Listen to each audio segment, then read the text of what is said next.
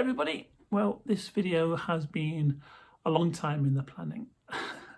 Seems to be a bit of a trend that was going on a while ago. And as usual, I'm late to the party. It's my question and answer video.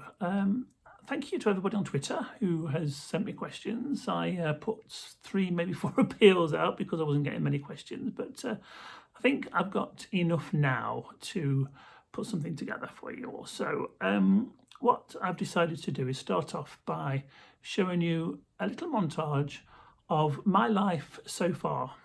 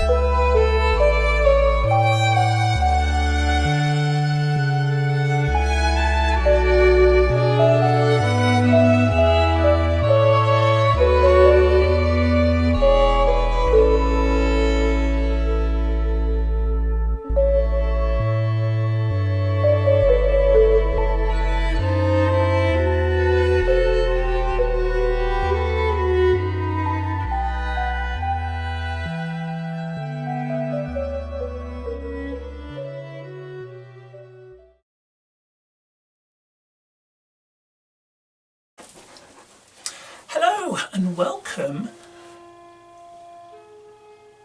And there goes a train. Welcome to our little summer house, and I thought it might be nice to record this question and answer from the summer house because you've always seen me in the studio, i.e.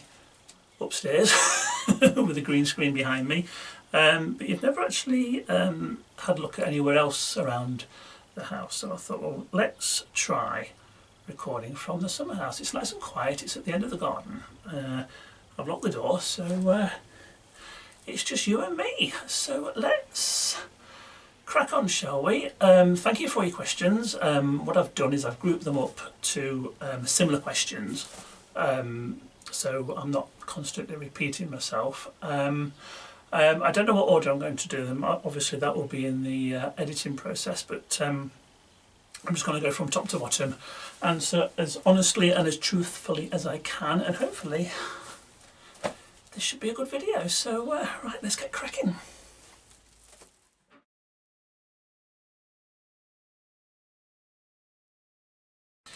Right, how did I discover The Sims? Right, okay, we have to go back to 2010 when Sims 3 was out, and I may have recalled this story before, but it's quite a funny one, so I'm going to repeat it anyway. It was one weekend. I bought a copy of Sims 3.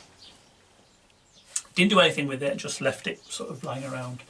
And then one Saturday, John went off to work, and I thought, well, let's have a look at it, let's see what it's about. So I installed it on the PC, and I had a little bit of a play around with it. Built a house, made a little family. I thought, oh, this is quite good fun. And then my phone went, and it was a text from John to say, right, on the bus home now, what are we having for dinner? And without me even knowing, I had played Solidif from 8 in the morning until 5 in the afternoon. I was still sat there in my pyjamas. There was still a sink full of pots in the kitchen. I'd done nothing all day, absolutely nothing all day. So I quickly sent a text back. I said, "Oh, I know. Let's have a takeaway tonight."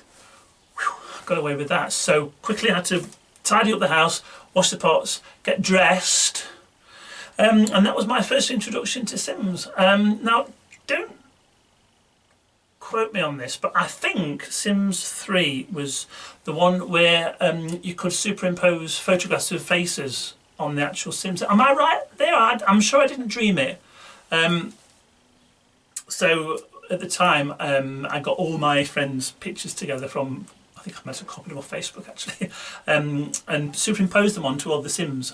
So I was playing with my actual friends as characters rather than the actual Sims, and that was okay, but I did find that it was taking over my life a little bit, and it did get a little bit tense when I used to spend all the time playing Sims, because at the time we only had the one computer, so it was like me hogging everything all the time and playing Sims all the time, and we did get into a little bit of a row about it, but this was back in the day. This isn't anything that we would do now. So I stopped playing and decided to rest it for a while. So that was my first introduction to Sims.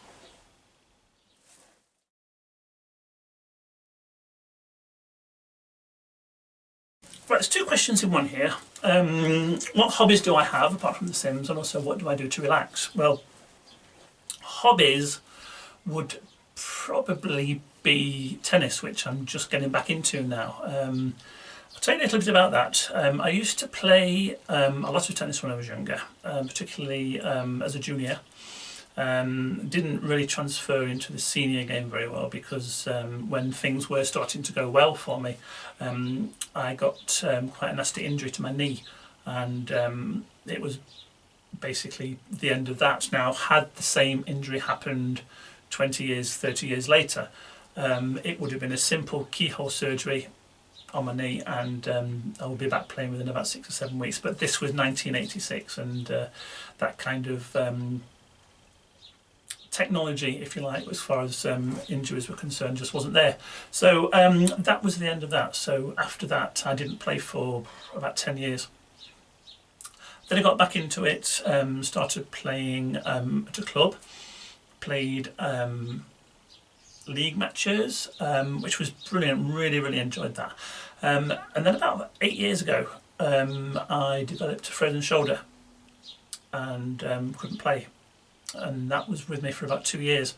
Then when that cleared up, I got tendonitis in my knee, And that stopped me playing for about 2 years. And by that stage I thought, well, I'm just going to give up. There's no way I'm going to be able to play again. And then about 3 or 4 weeks ago, when lockdown started to ease a little bit and restrictions were eased and we could play tennis again, John suggested that it might be a good idea if I started playing tennis again, because I'd not touched my rackets for 6 years and I wasn't really thinking about ever playing again. However, we found a club literally 10 minutes away from here. I've joined, I've been there twice now, and things are starting to click into place now, I'm pleased to say. I look at it like a jigsaw puzzle, and my game, or aspects of my game, are the pieces, and the pieces are slowly starting to click together. So I'm going to stick with it. It'll be a good way also to get rid of the lockdown weight as well. But yeah, that would be one of my main hobbies. I don't really play any other games apart from Sims.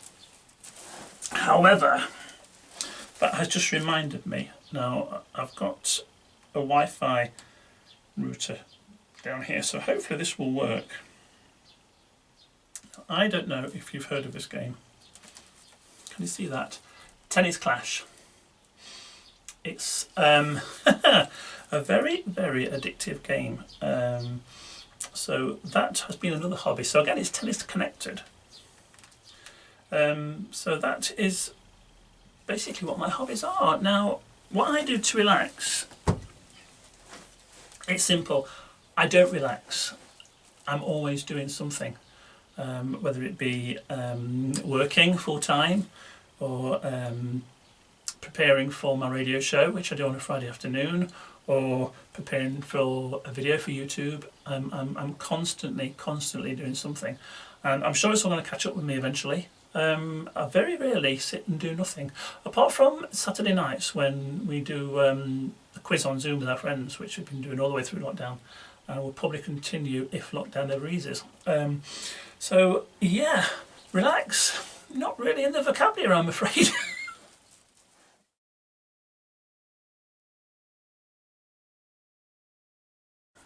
What other games do I play? Well, I think I kind of answered that in the previous question. I don't really play any other games.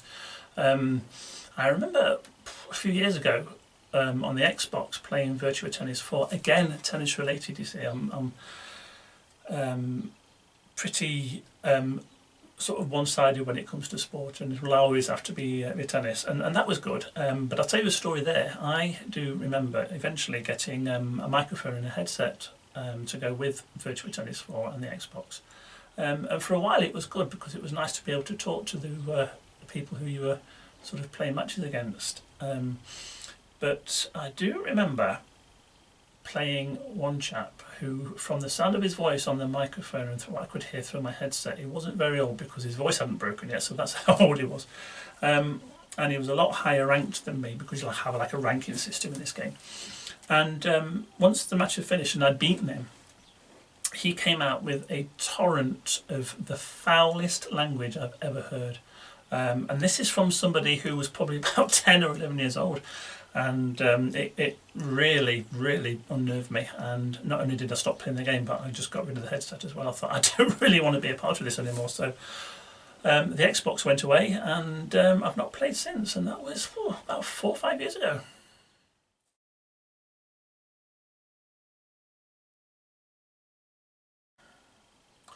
Why did I start a YouTube channel? Right, okay. Let's be honest here. I started my YouTube channel because I wanted to create a kind of a legacy of myself, because I have a very young next generation of family coming through. I've got some great nieces and nephews who are sort of aged between 9 and 1, and I'm very aware that because they are so young and I am now 55, I won't be around when they are sort of grown up with families of their own, and I think this would be a good platform for me to make memories. And that is also why I've not just stuck to making Sims videos, although that is sort of a majority of the videos that I've made have been Sims videos. But I've also made other videos which have been like holidays that me and John have been on, or little testers, reviews and things. I just want to put together a collection of videos that will always be there. So when they are all grown up and I'm not around anymore, I'm kind of still going to be around. And I know that sounds really morbid, but I think sometimes you do have to be realistic. And that is the only reason why I started my channel. Now, move forward 2.5 years, and it seems that 284 of you have decided to come on this journey with me, which I think is ridiculous. To be honest with you, that was never the idea, to get subscribers. Like I said, that was the only reason why I did my channel. But it's now turned into something which is sort of being shared by other people. And that is really, really great. But this is why I've always said, and if you follow me on Twitter, I've always been quite vocal about it. Subscribers, or the subscriber count, is not important to me. If you want to come along on this journey with me, that's absolutely fine. But like, I'm repeating myself, but that wasn't the intention. So whether my sub count goes up or whether it goes down, it's fine. It's fine. You know, that's not why I'm doing it. So I hope that's answered the question. Ooh, that was quite emotional.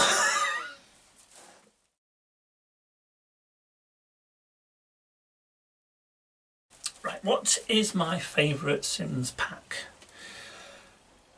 Well, I've got them all, I won't deny, but then I'm in a position to be able to afford to buy them all. So, you know, I've got no mortgage, that's all paid off. I'm in full-time employment, so I've got some disposable income and I can afford to buy all the packs. My favourite, I haven't played them all, I have to say. I've just got them just to complete the collection, if you like, but the one that is my favourite has to be Seasons. Before Seasons came along, let's face it, Sims was sunny all the time. Occasionally it would rain, but the majority of the time it was sunny. We never had Seasons. And I think that the whole Seasons pack has brought a completely different dimension to the game. It's made it a little bit more realistic, and I can't remember what it was like before Seasons, so that's how much of an impact that pack has had on me. So yeah, favourite pack would be Seasons.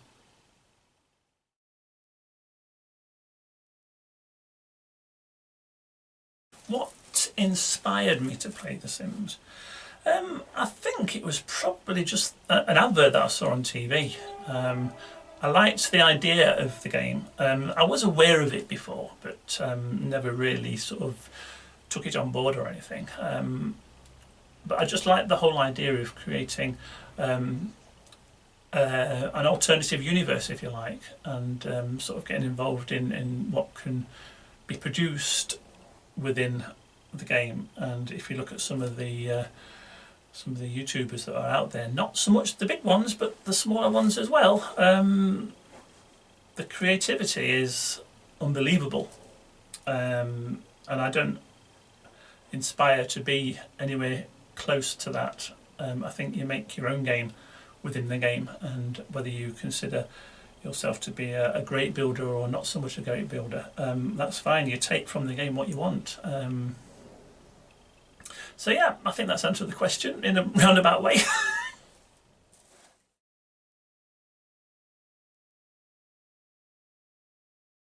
What has surprised me about my YouTube channel? That's an interesting one. I think the one big surprise is it doesn't matter how many subscribers you've got. That does not control how successful a video is. Like, for example, good example here. I remember when I had 147 subscribers, I made a video which didn't take me that long, and it was a spoof video. It was reviewing the Snap-on Smile, which I'd seen on an advert on Facebook, and it was basically a mould that you put over your teeth, and it apparently gave you nice straight teeth on like a clip-on thing.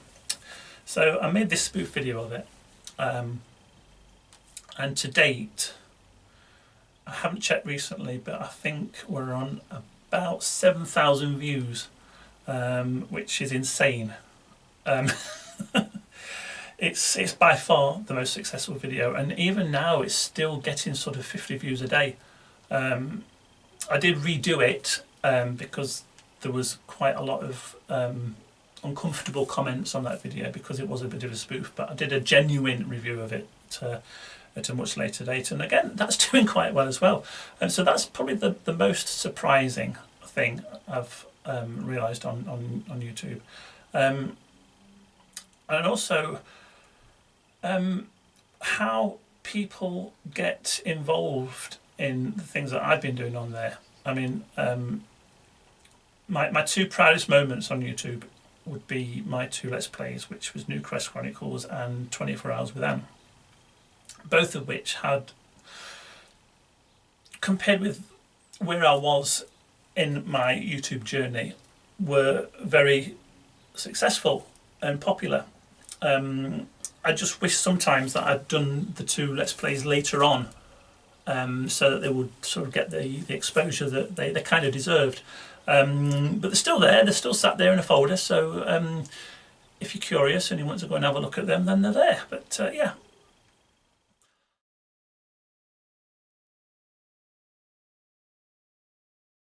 Who is my favourite pre-made sim? I assume that you mean like a townie. Right, well there's so many, but I think my favourites are Brent and Brant heckling, and I'm not saying that because they are the token gay couple in The Sims, and it's very stereotypical. Two buff guys living in a nice house with a dog. It's pretty routine really, but I kind of like the idea of inclusion and diversity, and The Sims is a pretty good advocate for that. And I've never actually played them within the game. They've kind of sort of been wandering around, and I've kind of got quite a soft spot for the pair of them. So yeah, I would say good old Brent and Brant.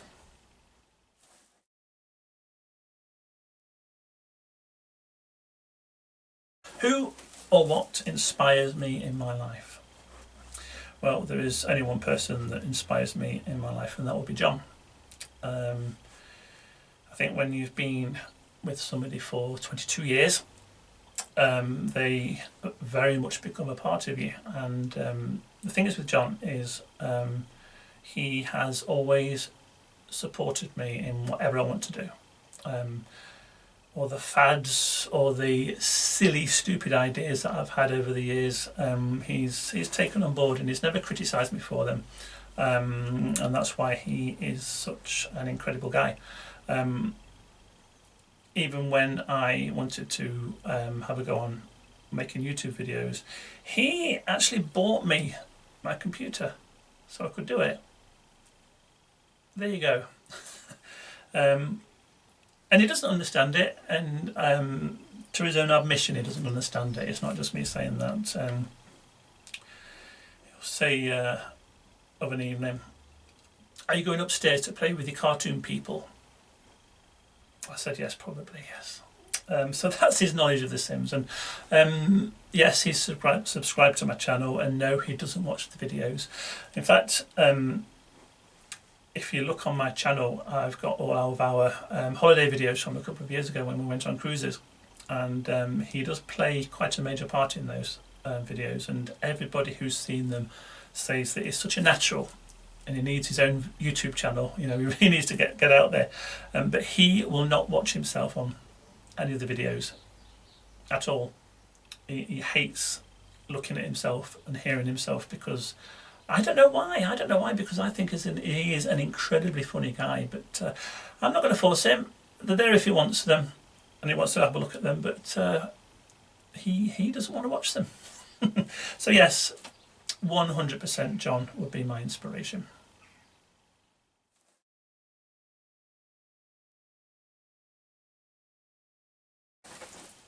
Does anybody else I know play The Sims?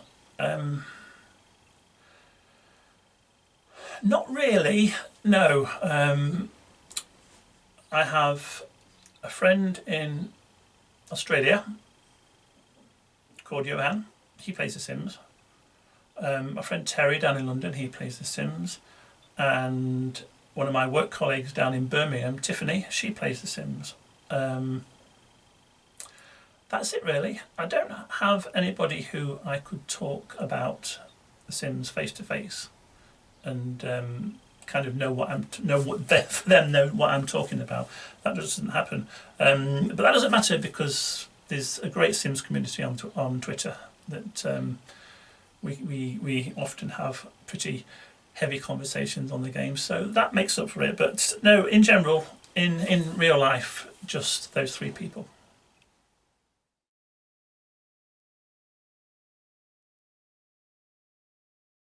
Was I nervous before I started my radio show?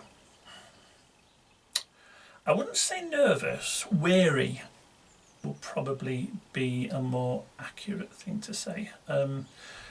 I worked in radio back in the late 80s, early 90s, for a big commercial station. And initially it was to coordinate and work on a charity appeal that they were doing at the time. But ultimately that led to me doing some on-air work on a Saturday afternoon. And that was it really. However, I can say this now, after 30 odd years of working on that particular project. It's not a very nice environment to be in. I won't go into details, but I saw things going on at the station that I'm sure wasn't legal. I'm sure would be absolutely frowned on these days. And it led me, when all that finished, to say that I would never ever put myself in that environment again. However, this came along, and this was all down to a friend of mine called Dave, who I used to go to school with, and I went down to Nottingham for a school reunion a few years ago, and he works on the station, and he asked if I wanted to sort of give it a try, and I said no immediately. But over the next 2 years, I'm not saying he badgered me, but he would be constantly talking about it and saying, you know, you really, really should give it a go. And then when I started on my YouTube channel, that kind of gave him a bit more fuel. So in the end, I decided to give it a go. Now, radio back then was 2 turntables and an 8-track cartridge machine to play the adverts, and that was a radio show. Now it's so different with all the digital technology. I don't actually hear my show until it's all put together. So I will create the playlist, I will record the links, and then the station puts the show together. I don't know whether I should have said that or not, but that's how it works. So it's a lot more happier and safe environment. I've been doing that since the week before lockdown. The week before lockdown was my first show, and I love it. I absolutely love it. I have a WhatsApp group with friends, and when my show goes out on Friday afternoons, we're all sort of chatting about the songs that I play and the things that I say, and it's great. I do enjoy it very, very much. And what I'll do is I'll leave a link in the description, so if you want to have a listen, my show goes out at 3 o'clock on a Friday and also repeated at 11 o'clock on a Sunday. So come on board, you're more than welcome.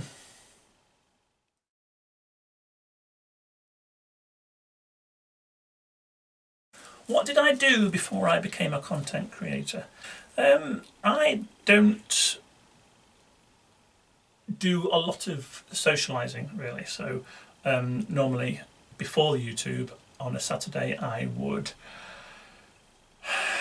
catch up on some TV, I would do some housework, I wouldn't do anything that I feel I should be doing, like going out for a walk or going and visiting friends or having a coffee out or something. I was very much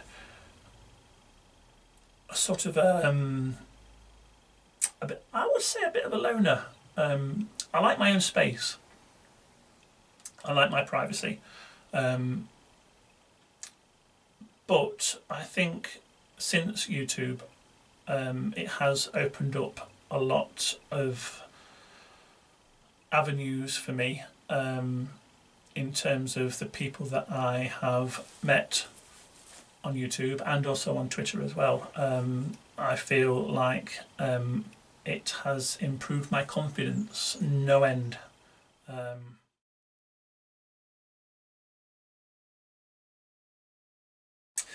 Okay, why am I so wonderful? Look, this is me. This is who I am. I don't profess to be in anything fake or false. What you see is what you get with me. I've never tried to be something I'm not. I just do my thing, and the reaction has been brilliant. You guys are so nice with the comments and the conversations that we've had on YouTube and on Twitter. It's made me a very happy person.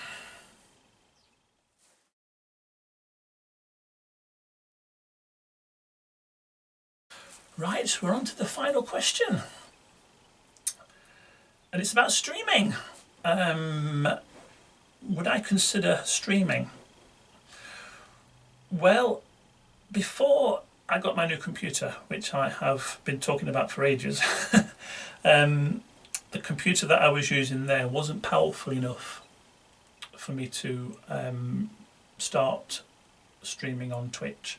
I did try, and there have been a couple of people who have really sort of helped me along the way. So thanks to Danny, thanks to Sammy, they did kind of talk me through how to get onto Twitch, but it just wasn't working. The frame rate was just so slow, and it was just impossible. However, with my new computer, which is an all singing or dancing one, I've done a couple of tests on Twitch, and it's worked. It's good, so I can do it. So maybe I will in the future. Right now, I need to think about what I would want to do on Twitch. So many people have so many ideas, and at the moment I don't really have any. So if you can suggest something, that would be good, because I would like to give it a try. I think it would be great. I think it would be fun. Right. Just on a final note, if you like, I think being in lockdown since March, it has kind of opened my eyes a little bit on what's going off and what I'm doing. I feel like I am juggling a few too many balls at the moment. I think it's probably true to say that if you want to really get into YouTube, that has to be your sole job. That has to be the sole thing that you're doing. You need to have the time to do it. Now, with me working full-time at home, with me doing the radio show and YouTube, it is now starting to get a little bit too much. So I think maybe something not has to go, but something needs to be cut right back. And I think it might be YouTube. I'm not sure yet. I've still got a lot of thinking to do. But I think lockdown has put a lot of things into perspective. I've got so many ideas for videos.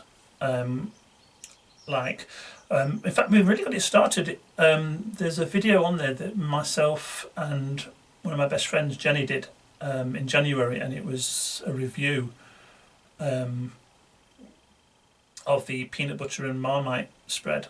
And we've got so many ideas of doing some more reviews, but then the pandemic kicked in and lockdown happened, and they just never got off the ground.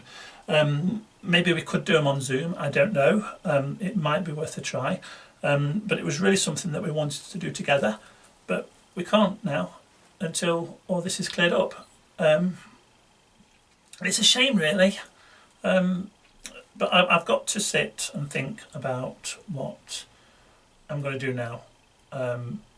It would be great to have a little bit of free time to relax and spend a bit of time with John. But let's just say there's a lot of thinking to do now. And don't worry, I'll keep you all informed. But the thing is, you see, as far as YouTube is concerned, you know my reasons why I started the channel, and that has kind of been done now. I've done what I wanted to do on YouTube.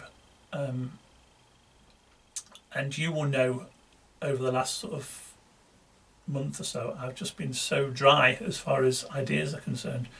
I've not been posting, apart from my 5-minute lockdown videos that I've been posting every Monday. I just can't seem to get motivated or get ideas for videos. It's a bit scary, really. But we'll see how it goes. We'll see how it goes. I'm not making any decisions. We'll just see how it goes. Right, I think that is it. I've enjoyed this. It's been good fun. Thank you for the questions. I hope you've enjoyed this. I hope you can comment on this and give me a few suggestions on what to do and how to do things. That would be brilliant. But for now, take care of yourself, stay safe, and I will see you soon.